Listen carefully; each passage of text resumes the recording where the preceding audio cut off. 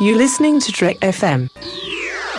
Want to join in the conversation and share your thoughts on this episode? Join the Babel Conference, our listeners' discussion group on Facebook. Just type BABEL into the Facebook search field, and we'll look forward to seeing you there. This is Steve Sansweet of Rancho Obi-Wan, and you're listening to the 602 Club.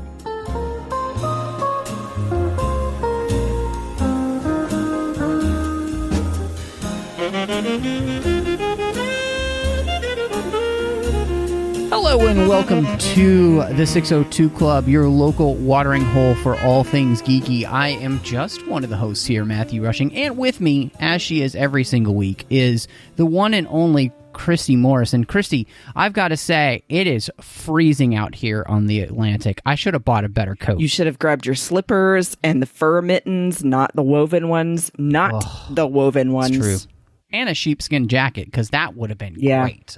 But, you know, it gets chilly out here when you're, fighting all the wars with the U-boats and stuff.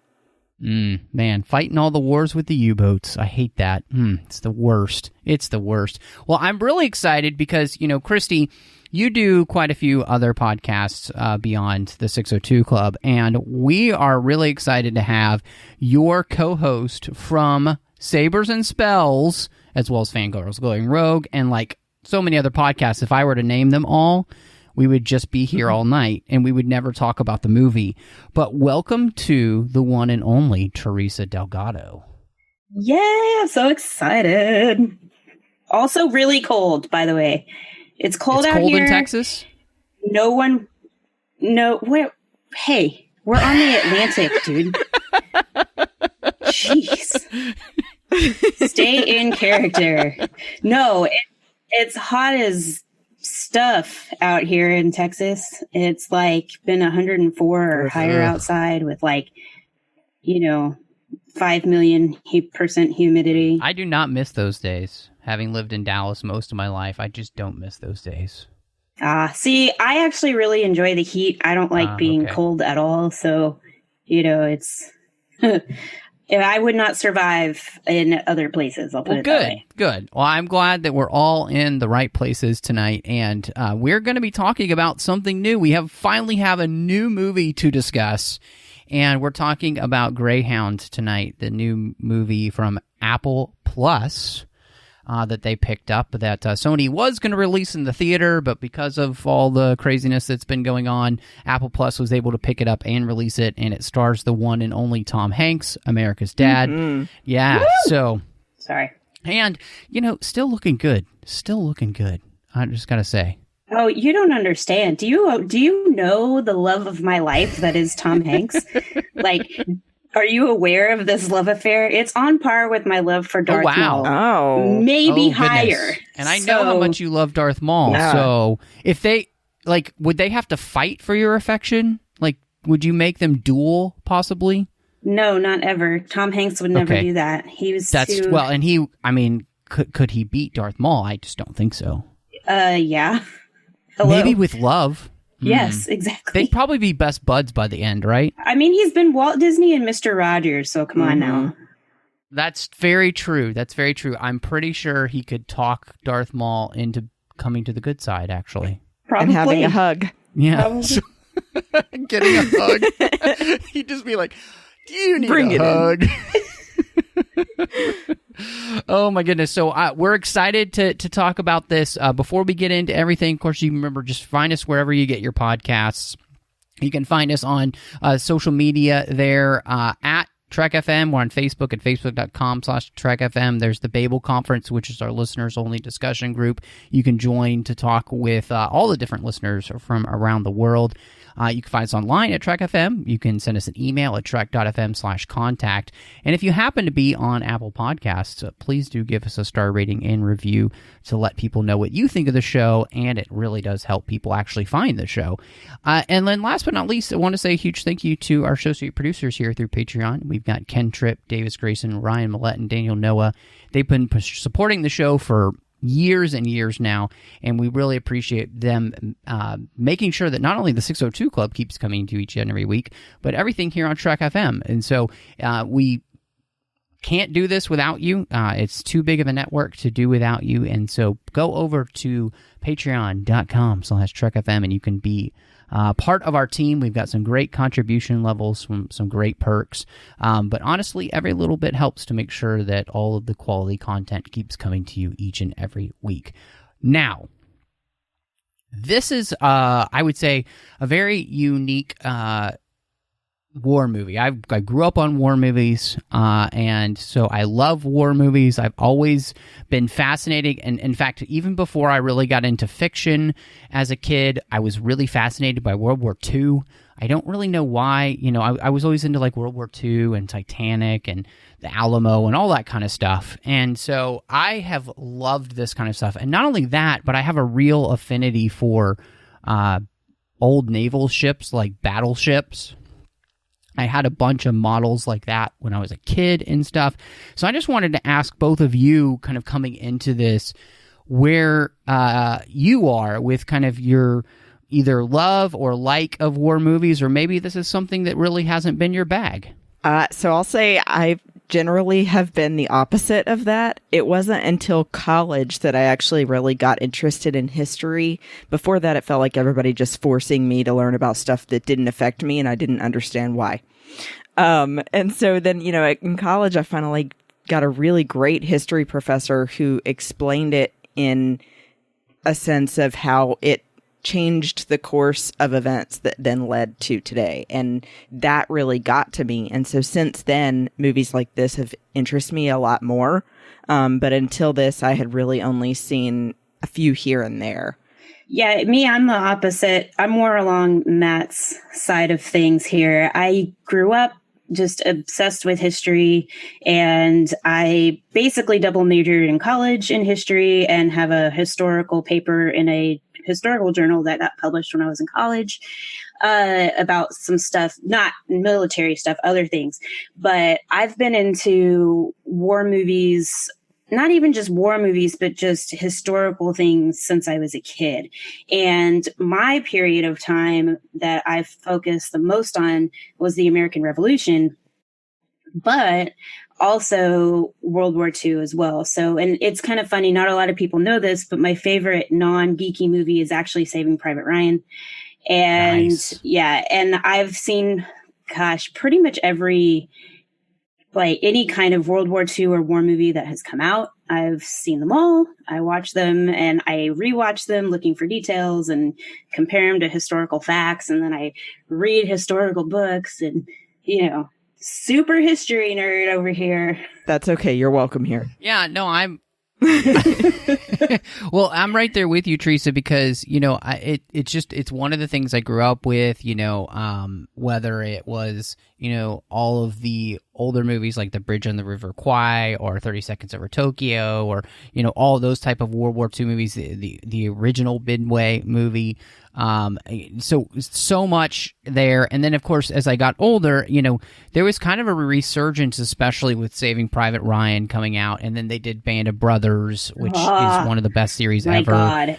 Yes. The Pacific, you know. And so, you know, all of that has really, I think, you know, and then, you know, them kind of diving into other things like, you know, giving us like 1917. Which came out last year, which was phenomenal, and World War I. And so, you know, for me, I'm like you in the sense, Christy, that something just clicked. And, you know, history is so important because it helps us know where we've been, so we can know where we are, so we can know where we can go.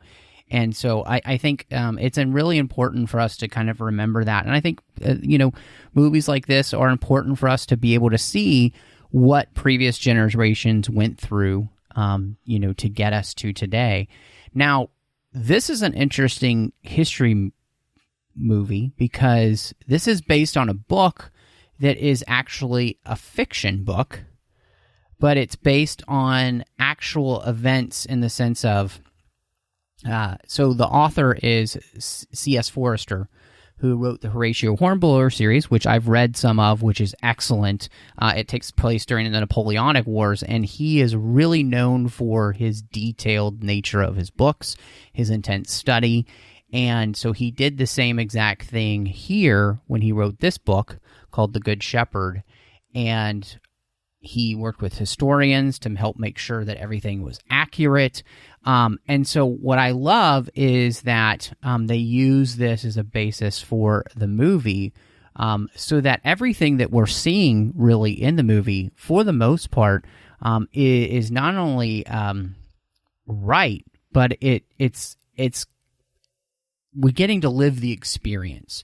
So I think that's a really cool thing that we have this book, and now I have to get this book and read it because it sounds great. But this really was, like, especially during the time period, this was a 5-day, they called it the Black Pit, the stretch of the Atlantic where the convoys would have to pass through, where there was no air support that was viable.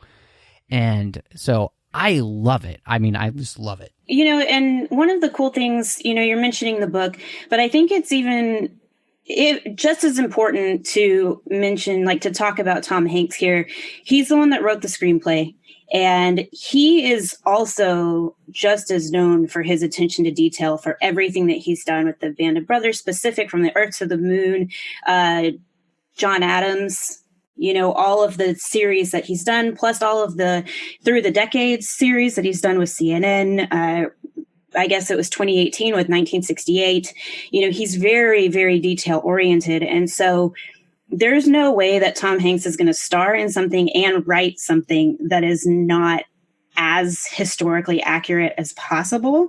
So, you know, if you're looking for something more historically accurate with World War II, I would go with anything that Tom Hanks has done over, say, a Pearl Harbor, which is kind of like, I mean, there's cool stuff in there, but also no, you know. And the one thing I will say about Pearl Harbor, though, they filmed part of it on the Lexington aircraft carrier that's in Corpus Christi.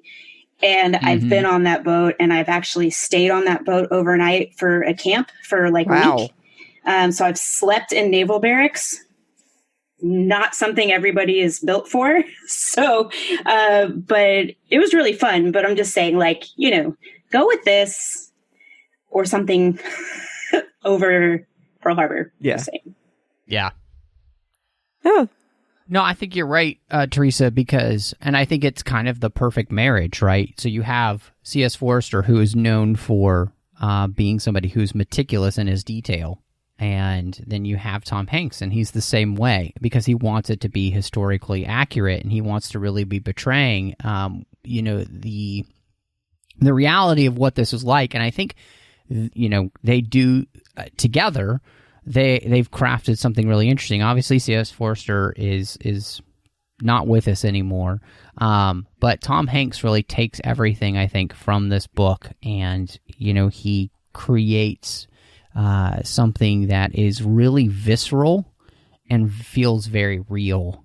And so, again, it's one of those things where I really wish that I had the time to sit down and read the book here before we talked, because I would have been really interesting just to see all the details that they had pulled out from that. But yeah, so I'm fascinating then to go back and do that. And one of the things I thought was really interesting is that the book is slightly more technical. Like, they're pretty technical in the movie, but they wanted to make sure that the audience didn't get lost in the technical language that you know, somebody in the Navy would use, a commander like him.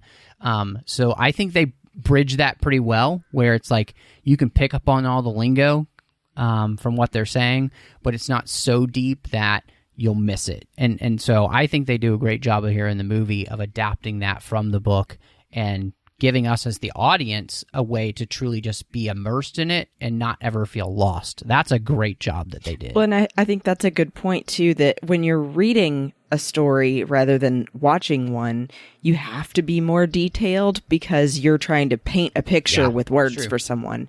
Whereas in a movie, you need to cut down the language and show more than you're telling me. Like we've said a million times on the show about other movies, less exposition, more doing.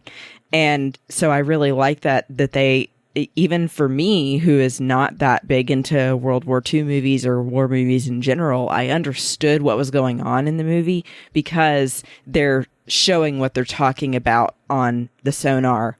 And then, even though they're saying certain terms like down rudder, I don't know what that means. I get that it has something to do with turning. Right. Absolutely. And then they show you. Yeah. Yeah, I mean, and it also helps that they had Marine historians working on set, with the actors and stuff to make sure that things were coming across accurately yet clearly with the help of the director, who I believe on this one was Aaron Schneider. Is that right? I think that's right. Yes, I think you're correct. And so, really trying to make sure that those things did what they were supposed to do.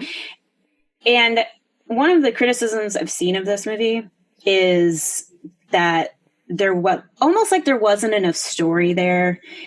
But in my personal opinion, I don't feel like there really needed to be. The story was about this very specific small room on the bridge of the ship and what was happening over this 5-day period. And there didn't need to be a whole lot of whatever and dialogue. Like, you didn't need that.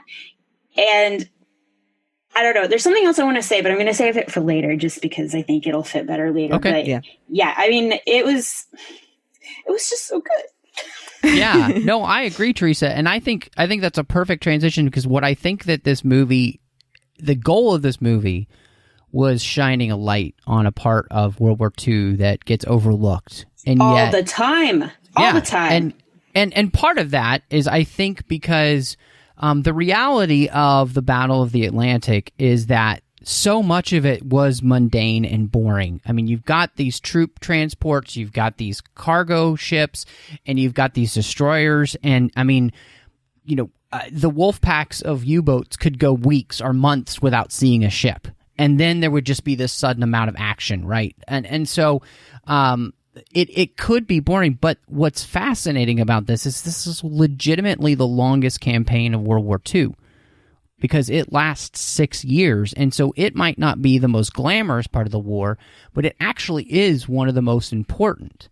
And in Absolutely. fact, Winston Churchill himself, he coins the phrase the Battle of the Atlantic, deliberately echoing the Battle of Britain to emphasize the importance, because without this support to Britain from the United States, I mean, we would have lost the war. Well, even to Russia, there was support going to Russia as well, through the Atlantic. And I mean, it lasted from 1939 to 1943. But a lot to remember, too, is while this highlights a U.S. ship that's helping with this convoy, the UK, and Canadian forces had been fighting this battle without any assistance from the United States until September of 1941.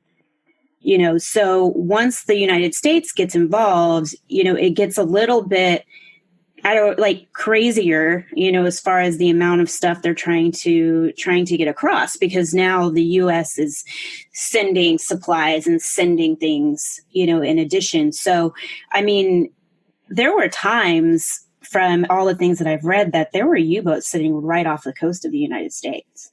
Yeah. There were. And not only that, but I mean, I was reading an article in the Smithsonian magazine, and they were saying that the Allies lost more than 2,700 merchant ships. And so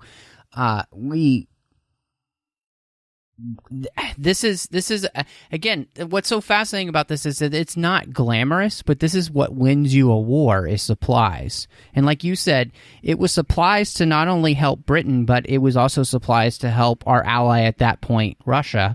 And if this doesn't work, if we can't get the supplies to Britain, Britain most likely fails and falls. And so and it's one of the things I just read, The Splendid and the Vile by Eric Larson. And Churchill knows that without the United States entering the war, all is lost. Like, he knows they can't do it on their own. And I like what you said, Teresa. This is British ships, this is Canadian ships, this is American ships, and they're all working towards the same goal. And we even see that. What I like is we see that in the movie, because we've got 2 British ships here as part of this convoy. And, you know, these captains and these men on these ships, they have a very unglamorous life. You know, there's nothing glorious about what they're doing, and it's miserable in the Atlantic most of the year, you know, when you're doing this. And so, but without them, I mean, we owe them everything. Right? Yeah. I love it. You know, and I think the dynamic is interesting because so the Allies lost around over 3,000 merchant ships and warships and all those things. There was only 783 U-boats that were shot down in this area. Most of them, by the way, were from the British and the Canadian. By the way, like 500 of them were the British and the Canadian. But this whole era not really being focused on, and I'm glad that they're shining a light on it, even though, of course, we're focusing on a U.S. ship here. But there's so many people that died in the Battle of the Atlantic, and they get no attention. But the ones that get the most attention in World War II are the Battle of Normandy and the Holocaust. And then there's like how many thousands of people that died in the Atlantic, and they couldn't keep their bodies for their families to bury. They had to be put into the ocean, like they show in the movie, which was down to the details exact of what they did, of stopping the engines, gliding along, you know, all that stuff. They did that exactly how it was done, you know, during the actual war. That I didn't know, actually. So thank you for saying that, because once again, a little behind on my history. But I did think that it was really fascinating how the movie made me then seek more information about this battle, as I hope it'll do for other people. And then also the drastic difference in the time frame, because the movie, you know, when you don't know any other information about how long it lasted or how many people died, can make it seem like it was this one big battle over a few days.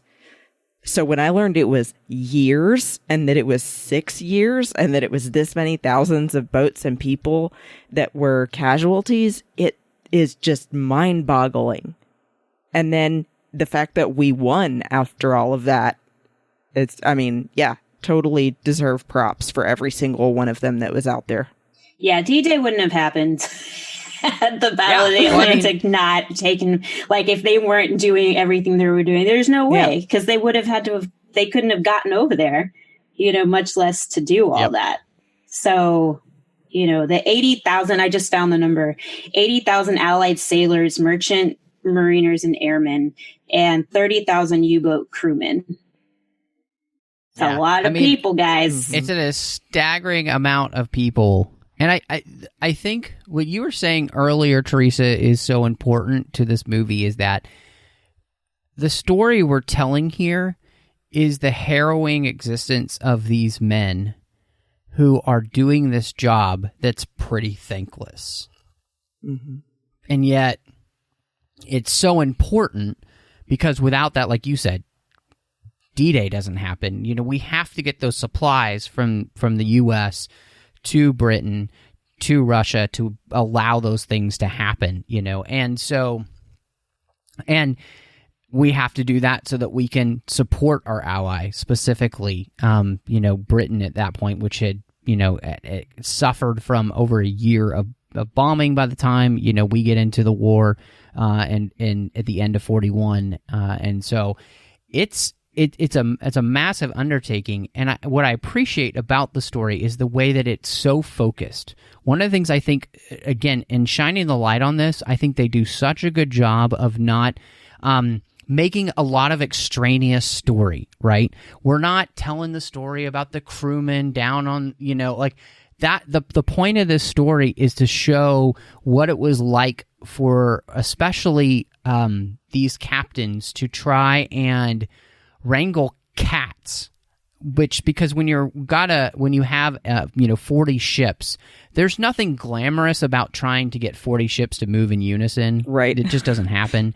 The fog of war that happens, I mean, we see that as, allies accidentally shooting each other as they're trying to shoot down U-boats. And so there's nothing pretty about this. And so I think just giving us the one focus of focusing on Tom Hanks as the captain really helps us then be able to just experience everything around him. And to me, also not elongating the movie longer than it needs to be, really being focused on the time. It's a specific amount of time. We got 50 hours, and we break that up into 4 different sections of these different watches.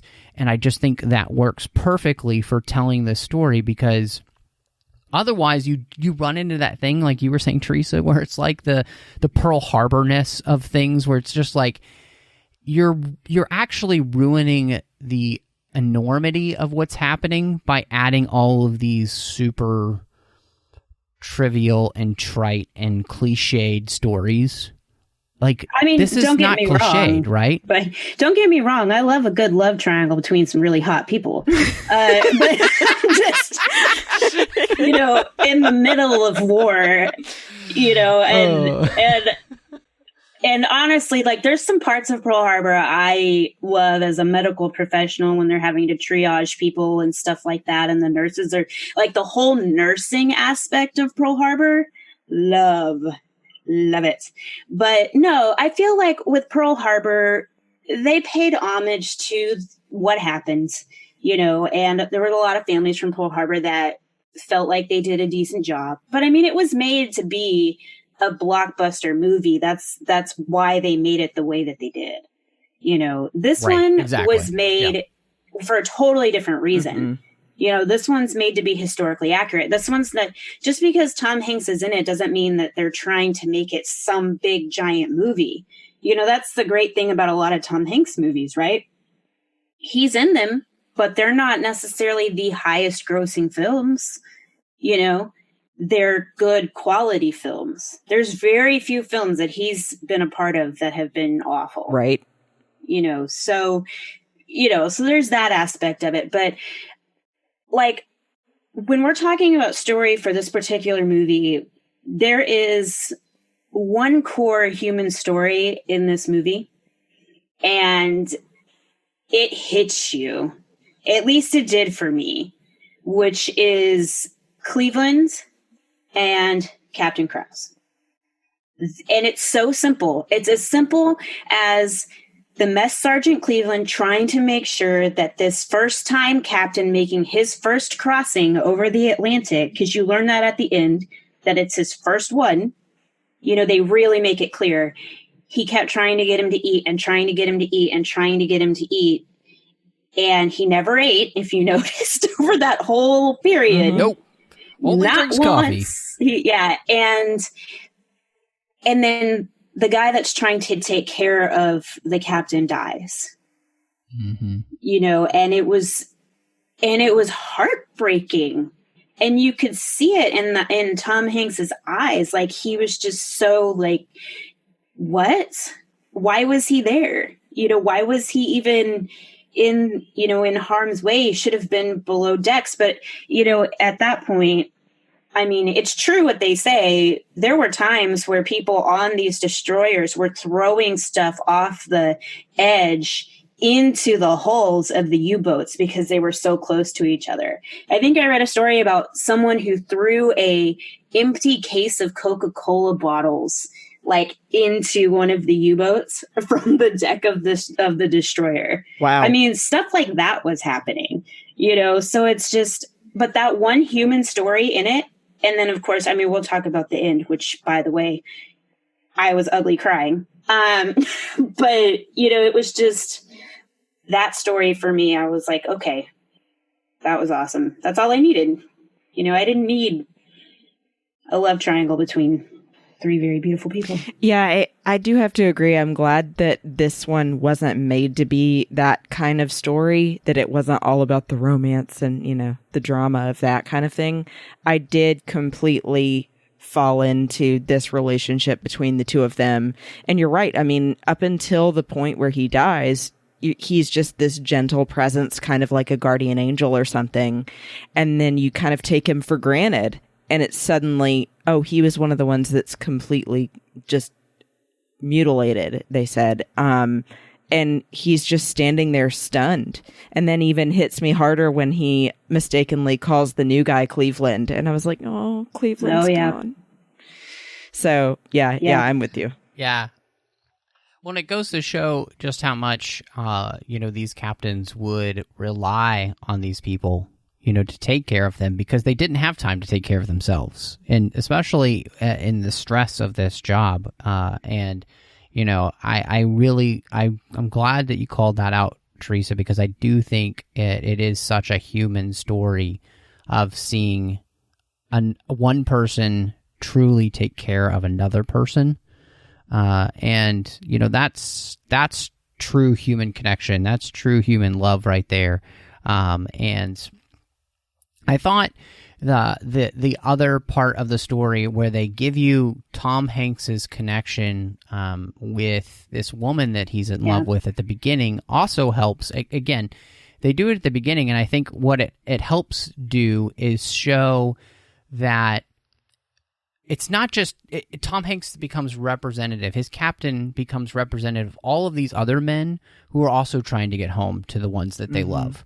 And so I really appreciate it. I think they're so judicious with the time here, but they're able to tell a human story through his character in both of these ways. And so you have this kind of brotherly love that bonds all of these men together who are trying to survive. But you then have the story of romantic love that also keeps so many of these men going, that they're trying to get home, to be able to raise families, to be able to find, even have the opportunity to find the one that they love, And so I think that there is such a real human element to this movie. And to say that there's not really a story here, I think is to dismiss the great work that they did in crafting what I think of is one of the better war movies that I've seen in the last few years, just because they know exactly the story they're trying to tell, and they tell it so well, and they never waste time. There's not a wasted frame in this movie. No. It's always giving you information, and so again, can't give them enough props for for this. And also, I do have to say, I love that we get this relationship with him in Cleveland, and it keeps bringing him the gift of life, which is coffee. And so coffee saves the day in the end. Yeah. Well, something I feel like I kind of have to point out here as being a person of color, I feel like it's important with all these period movies for them to highlight the relationships with people of color that did exist during this time period.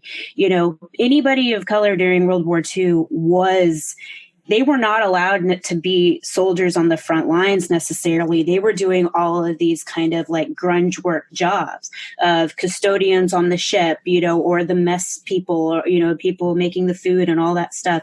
And I think it's important with this relationship is like they almost show it, like you said, Matt, with that brotherly love that sees past that barrier of race, because at that point, when you're in the black pit and there's, you and these people trying to take care of you versus the Nazis, like you can't see those things, and while there were a lot of tensions between race in, different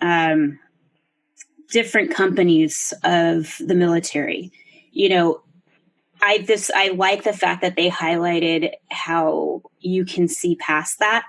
And especially being able to do it in a period piece, that's always really hard. And they didn't have to show that. They didn't have to, but they made the choice to do that, which I think was really brave. Yeah, to see true common connection, like what is it that brings us together instead of separates us? And I really like with that, Teresa. I think you're absolutely right. Yeah, that's kind of what I was going to say too, that it really shows that people in that moment as well are seeing what's really important, that we're all in this together regardless of color, and that it's something that unfortunately took Cleveland's life, but because also he was there willing to put himself in harm's way to help someone else. And that it was, you know, like we said, that the captain kind of took for granted until he realized what he had. And I do love that they have this as such a, like you were saying, Matt, like a human story. It's not that there's a lack of story. It's that it's not focusing completely on the boats. You know, that the focus here is about these few people. And I think, too, it has to be said about how a captain's job is so difficult, that it shows him really going through the emotions of, I can't believe that I just watched that boat of those thousands of people sink. Mm-hmm. And that, like, they take a beat. Yeah, and having to make that choice between going to help another boat or trying to save people that are drowning, you know, and he had to make that choice. I mean, not only that, but like just with the way Tom Hanks played it, you know, they show the slippers at the beginning, like you said, Matt, but they kind of tie that in along with the little boat. Also, they tie the slippers in because he's been wearing the same shoes for however long and his feet are bleeding, which is just like, you know, crazy. And like, get some Dr. Scholl's, bro. But, you know, and he puts his slippers on, but he's bleeding through his slippers, and his sailors see bloody footprints as he just keeps walking. He's like, I don't have time for this. And they kind of give each other this look like, dang, you know, okay, this is who we're serving, which is just incredible. I mean, you know, I don't know. The people who have had the strength to do those kind of things in their life, I don't know. I have so much respect for that. And I think, you know, that's one of the things that Tom Hanks really brings to the role, is I think the thing that made this so beautiful to me in his portrayal of this character, which, I mean, honestly, this movie is on his shoulders the entire time. But what I think makes it perfect that this movie really comes down to him is that that's also what it meant to be the captain. And so that same struggle you have as an actor to carry a film gives him probably some inclination of what it's like to be the captain, to have all of these lives. You know, you think about a movie, you know, you've got the crew and you've got the money that's being spent, and everything comes down to you and your performance and making this work. And it's the same thing with the captain. And I think this is a beautiful movie about, you know, fortitude and perseverance, and Tom Hanks really shows that through this character, and the absolute dedication and determination to see this convoy through is astounding. And really, it's a reminder that to all of us, and especially the time period that we're living in, the only way out is through. Like, you just got to go through, you know? And I think that's the thing I love about when I read history books about the men in World War II and the people in World War II who make it through. Like, because you think of all of the people involved in making this happen. It's not just the men on the front lines. It's everybody at home. It's the women who go to work in the factories to make the planes so that the men can fly the planes. You know, like everybody puts their best into making this happen. And there's something that sometimes I feel like we've lost a little bit in that we can 100%. All come together for a common cause, right? That's exactly what I was going to say. In today's society, can you guys imagine World War III happening right now and us as a country being able to come together to do what we need to do to win? Because I don't see it.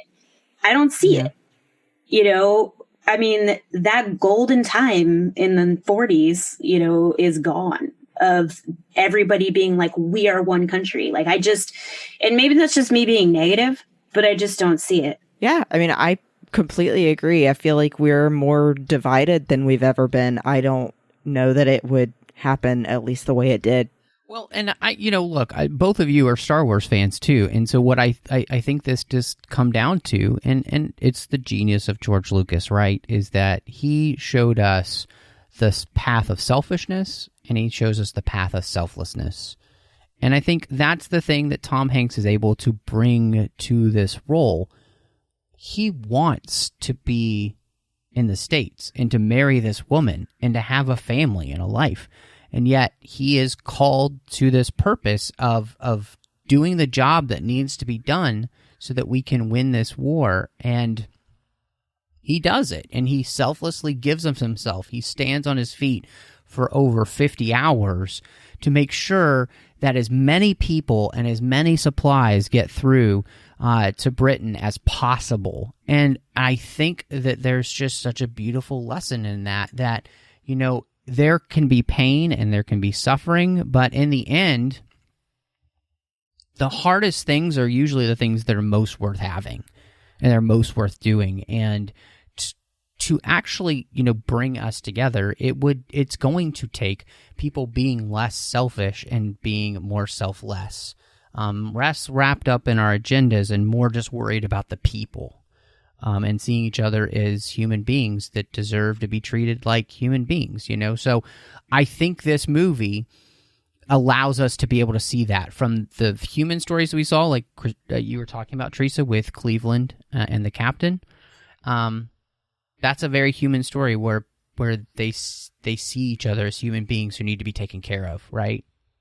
And especially from Cleveland's side, he's doing this job. He's trying to take care of the captain because he knows that's what's the best way he can keep everybody else alive too, right?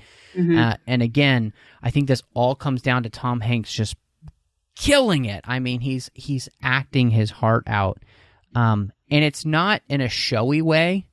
It's so real. Like he feels like he's this captain, and he feels like he has the weight of this convoy on his shoulders, and I think he blew it out of the water. Yeah, I mean, we know this. Tom Hanks makes a good captain. Captain Sully, Captain Krause. He makes a good captain. He's good at Captain Phillips. Sorry, I forgot another one. His first name might as well be Apollo Captain. 13. So yeah. There you go. Jim Lovell. Yeah, but there's a couple other things, and I hope you guys notice this. Okay, the whale sounds of the U-boats. Yes. I was like, why are they using whale noises? I was just like, oh my God. Every time they came by it was like this just creepy whale noise. And I don't know, I'm never going to look at Dory and whales the same way ever again. Can you speak whale? I'm not going to right now. But she can. But I can. No, I think you're absolutely right, Teresa. The sounds of war here were perfect. And the fact that they used the whale sounds to give you that eerie, creepy feeling for the U-boats, I thought was a perfect choice. Because, whale song can sound beautiful, but the way in which they did it here, it made it sound uber creepy with just using an organic sound.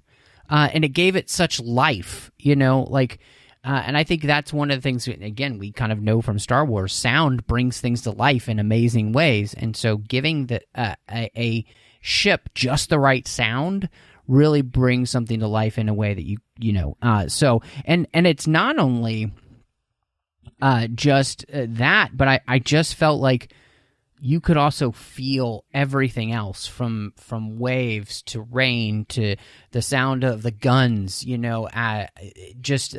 sound of the torpedoes. Mm-hmm. And they did such a good job with crafting the soundscape for the movie. And in a war movie, that's really important. And I think Tom Hanks has already shown that with Steven Spielberg and his work with Band of Brothers and Saving Private Ryan, how important sound is. I mean, when you think about the Battle of Normandy there, and God, how much sound and that picture. First 30 minutes, yeah. That's all it is. Yep.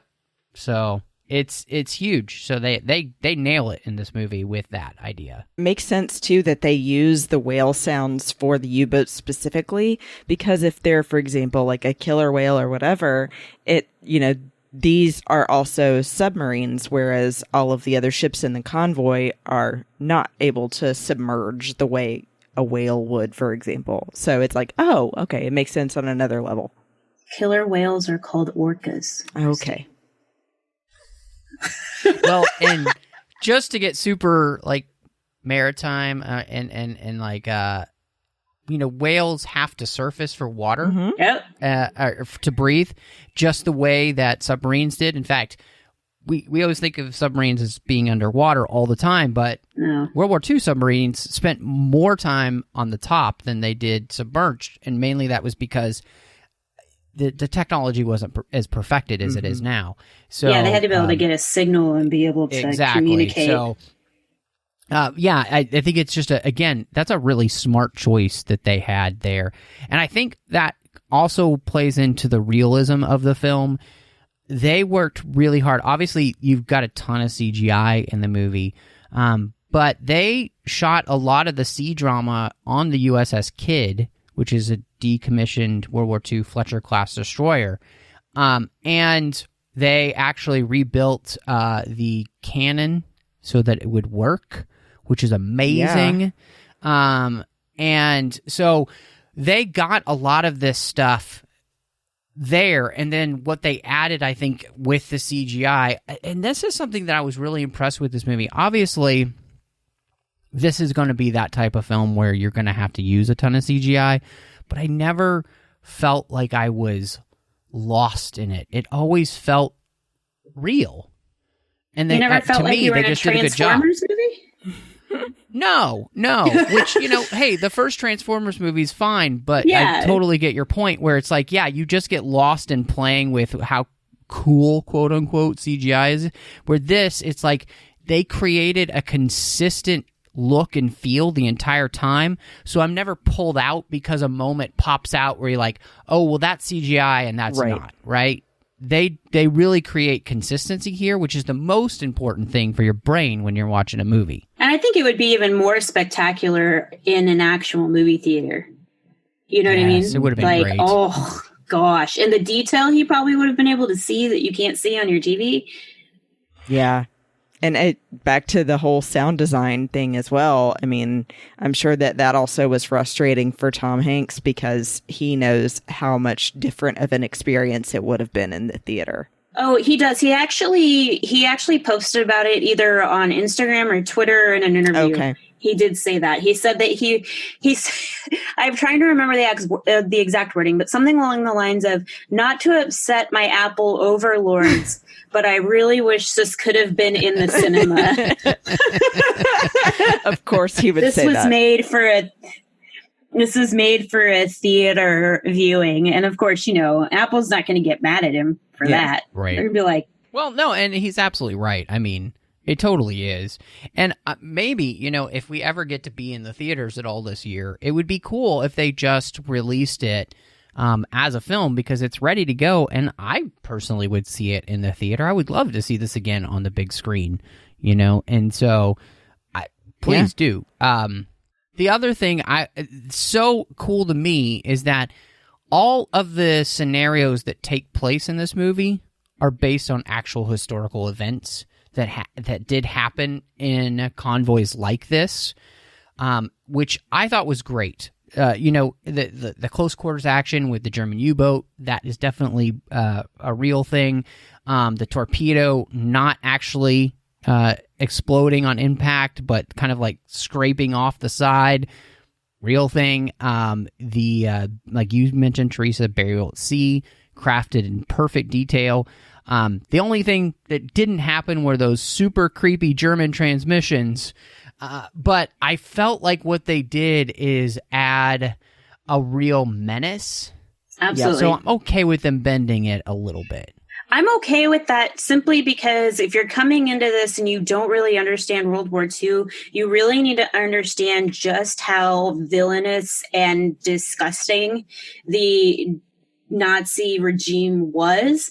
And there are like, that may not have happened simply for the technology of being able to actually match the frequency and to be able to broadcast on the frequency.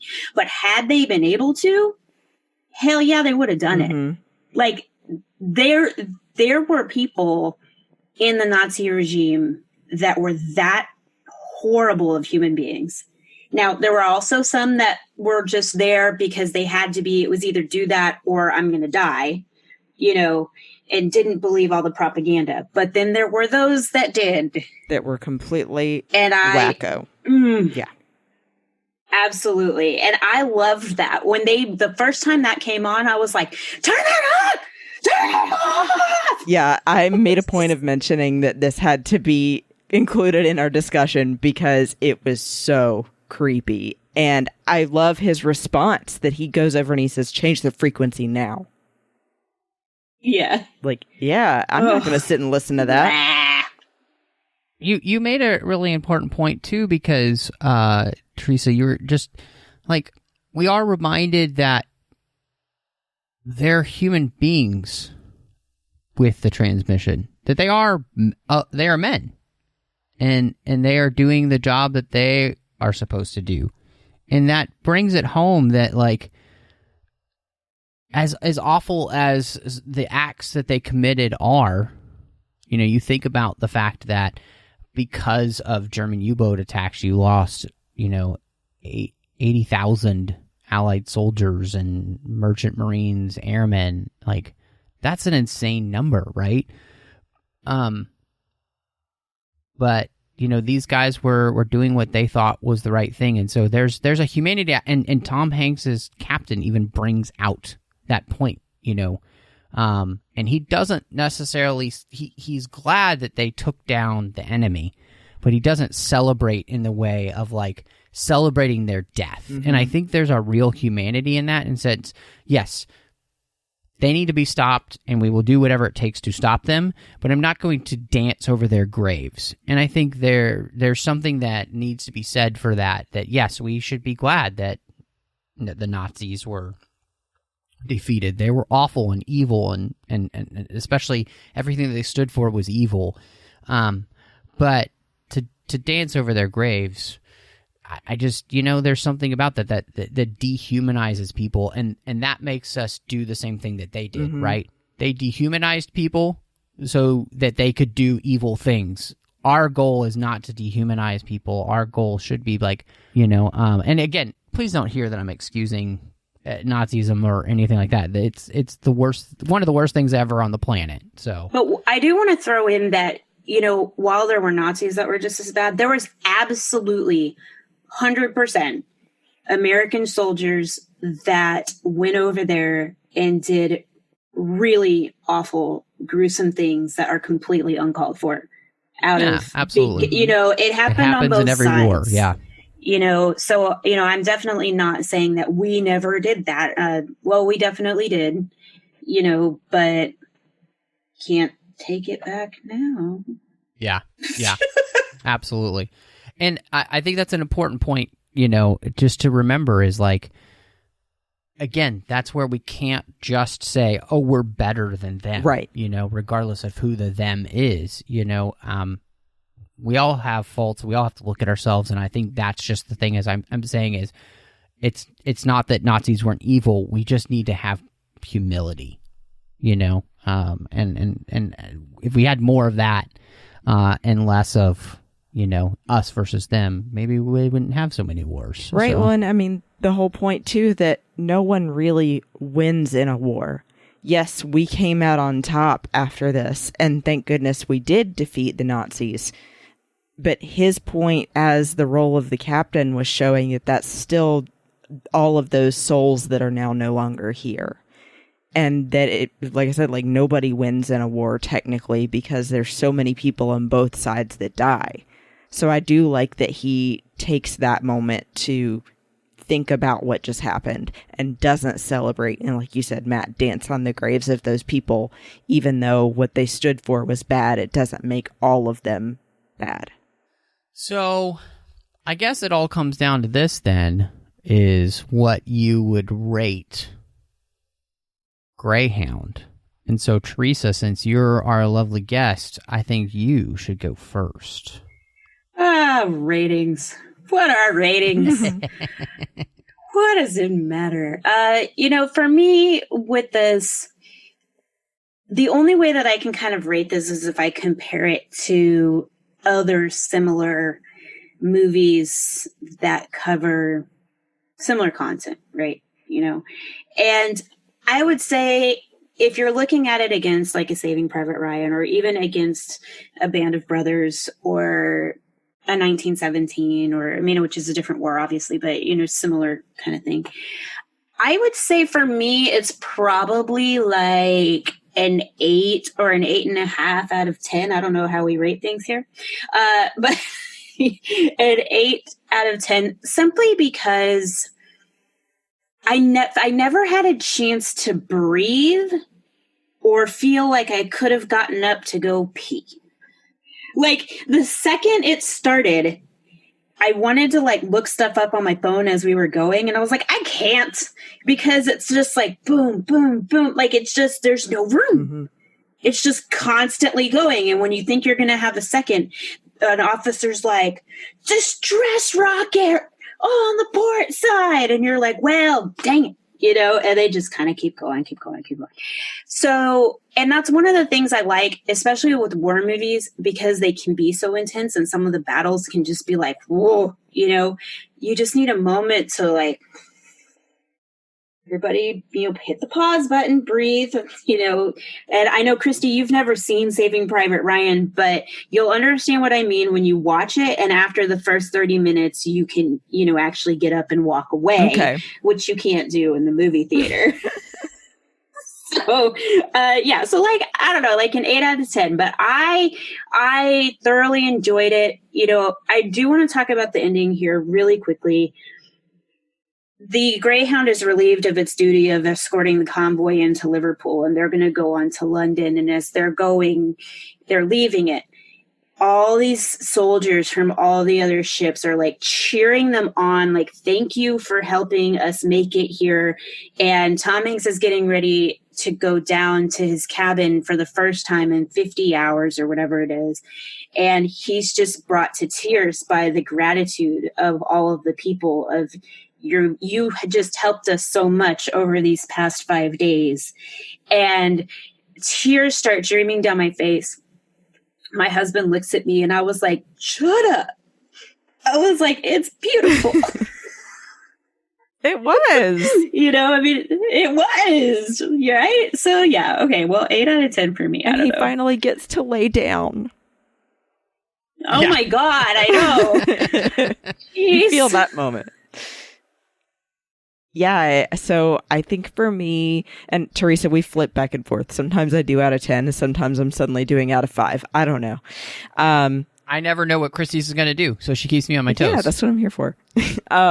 So I'm going to go with your direction here and go out of 10 as well. And I honestly give it a 10 out of 10 because I can't find anything wrong with it. Nothing to take brownie points off for. And like I said, it made me look for more information on the Battle of the Atlantic so that I feel more informed on what happened in real life.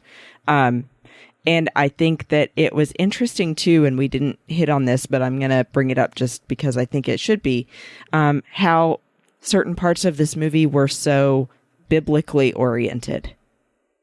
Yeah. That's a good how point. He had the card on his mirror that said yesterday, today, and forever. And it like that was the thing that kept him grounded and remembering what's important and got him through all of those tough days. And I just thought that was a really poignant thing to have. Yeah, I agree, Christy. And I'm right there with you, Teresa, in your rating. Like I give it an 8 out of 10 as well. I think this was a phenomenal movie. I was really impressed by the production value of the whole thing. I think everything worked. As I mentioned earlier, I felt like the length of the movie was perfect. I thought the focus of the movie was perfect. And Christy, I really love that you brought out that idea, because one of the things that really struck me is how the strength to do this. I like how they couched this whole thing in his faith, in the sense that he starts the day off by praying. and then 50 hours later, when he's able to go to bed, he prays and he gets into bed and he goes to sleep. And like, there's a real beauty in that, that seeing that that's where his strength comes from. And so, you know, again, something that's kind of been lost into time, sadly, but I think a real beautiful thing. And so this movie, I would highly recommend checking it out. I think all of us, you know, are saying, go watch Greyhound. It's a great film. And so now, Teresa, we do something really fun on the show that before we wrap up completely, we give recommendations to listeners. And so I'm really interested to see what you might want to recommend to the listeners that they check out after they check out Greyhound. Titanic. It takes place in the same ocean. I'm just kidding. That's the only tying factor. It takes place in the same ocean. It's also on a boat. It's also on a boat. And people die. I was going to say, and then they should listen to Lonely Island. Oh, no. Okay. If I was going to recommend something that you haven't seen, it's kind of like what I told Christy when we first talked about this movie. If you haven't seen Saving Private Ryan, watch it. And if you have, but you've never watched Band of Brothers, watch it. Band of Brothers is amazing. The Pacific is great as well, but Band of Brothers is really where it gets going. It's also Tom Hanks's first miniseries that he did for HBO, and then he did From the Earth to the Moon, you know, but Band of Brothers is just, and the cast, the crew, the authenticity of the stories that they tell. There are things that will shock you and surprise you in Band of Brothers that you never knew happened. It's also going to make you want to go and read the book by Stephen Ambrose that it's based off of, you know. So if you're really interested in kind of learning more about World War II, I would check those out. And then Schindler's List, because duh. Yeah. Which I've also never seen. Oh, Christy, you need to watch Schindler's List. Yeah, you have to be emotionally prepared for that. Schindler's List will break you, but it's worth watching. I felt like I had to be emotionally prepared for this one, but hey, I made it through. Just hug Lucy the entire time you're watching Band of Brothers, Okay. Schindler's List, and Saving Private Ryan. So, okay, my recommendation is going to be a little silly then, but it's going to piggyback off the fact that you just mentioned Band of Brothers. And it's a movie that also has brother in the title. Oh, no. And it's Oh Brother, Where Art Thou? Okay, I thought you were going to say Stepbrother, and I was like, I know. Brother Bear. Did we just become best friends? I was going to say Brother Bear. That's what it was. No. Honestly, though, like, I don't know why. I was just thinking of it the other day. Because my father-in-law climbed in the dog pen to make a joke. I don't remember why. And I said, isn't that a song? He's in the jailhouse now.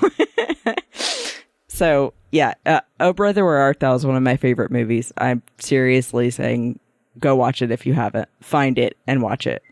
I have HBO Max these days, and one of the things they just released on that, the movie that came out last year, Midway, which I would say this, you know, it's not the greatest war film, but I think what it does a great job of is creating, like, it does a great job of showing the context of how important that battle was in the Pacific. And absolutely. Some of the performances are not great, but some of them are. And I just enjoyed it. And I thought they did one of the things they did a really good job of is show you just how freaking scary it was to fly in those type of planes back then. I mean, land on aircraft carriers at that point, and like their navigation was crap. Yeah, it's I mean, so I don't love the movie, but I think it's worth watching just because of the history behind it. And again, I thought they did a great job with creating context for not only what happens at Pearl Harbor, but just everything after that too.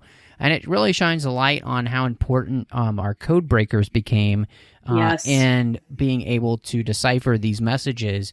And they really helped change the course of the war, not only in the Pacific, but also we know over in Europe too. So great for that sense, and it kind of fits with, there's a lot of naval action that you get, and yeah, it's definitely worth checking out, especially if you have HBO Max. You know what another one is, and Matthew, you're going to have to help remind me of the name of it, but it came out within the last couple of years, and it's the one about the battle for like that. It's like a Dutch area, and a whole bunch of civilian boats had to go and get involved. Dunkirk. Yes, Dunkirk. Yeah. That's a good It looked movie. good. I haven't seen that yet either. Excellent movie. Dunkirk is an amazing movie. Again, telling a story about something during the war that's kind of overlooked, because not a lot of people know about Dunkirk.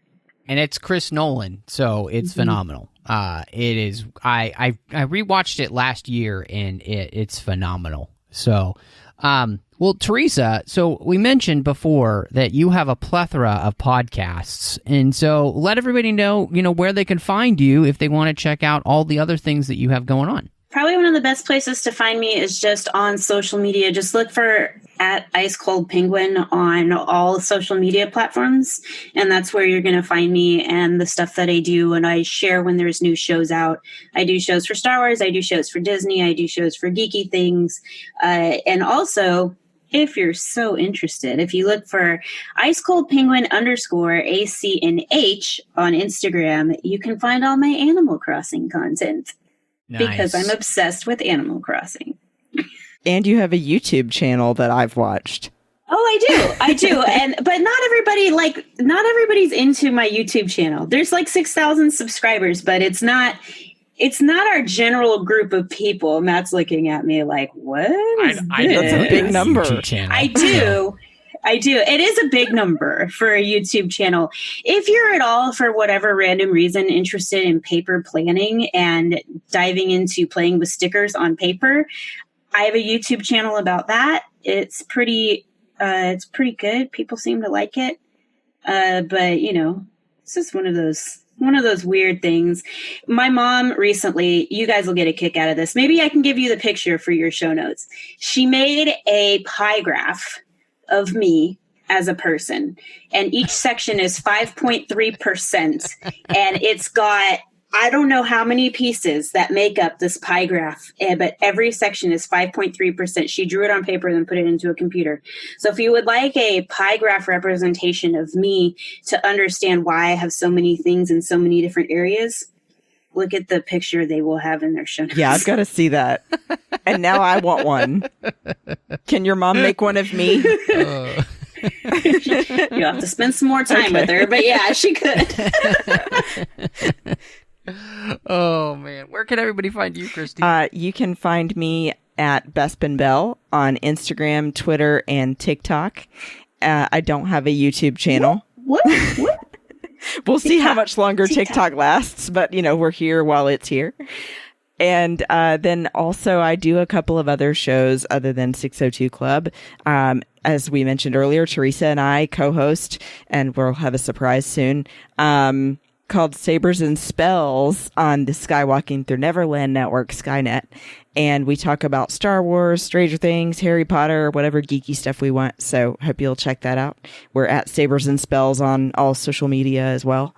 And then I do a show called Planet Leia on the Fantha Tracks network once a month with 5 other women from around the world talking about Star Wars.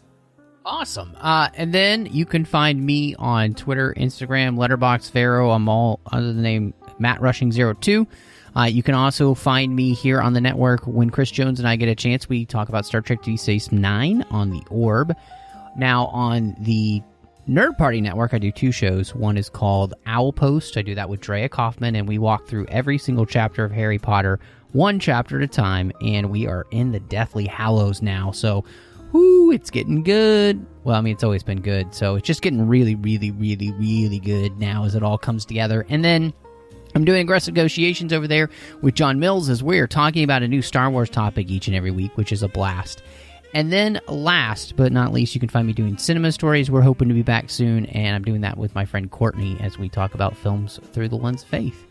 But thank you so much for joining us this week. And y'all come back now, you hear?